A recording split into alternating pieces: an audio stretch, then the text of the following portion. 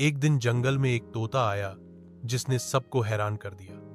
वह आम तोता नहीं था, बल्कि उसके सर पर एक चमकती हुई नीली टोपी थी। खरगोश, बंदर और हाथी सब उसे देखकर हंसने लगे। बंदर बोला, यह क्या, तोते भी अब फैशन करने लगे। तोता नाराज हो गया। उसने अपनी टोपी सीधी की और गुर्राया, यह आम टोपी नहीं, यह जादुई टोपी है। सब जानवर हंसे। हा हा हा, जादुई टोपी, दिखाओ तो सही। तोते ने फौरन टोपी घुमाई और अचानक बंदर के हाथ में केला आ गया। बंदर खुश हो गया, वास्तव में जादुई है। फिर हाथी बोला, मेरे लिए आम ले आओ।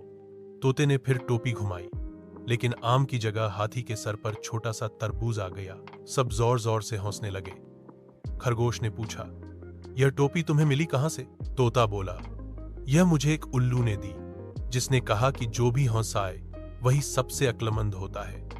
बच्चे हंसे, जानवर हंसे, और तोता अपनी टोपी के साथ उड़ गया, यह सोचते हुए, हंसी ही सबसे बड़ी जादू है।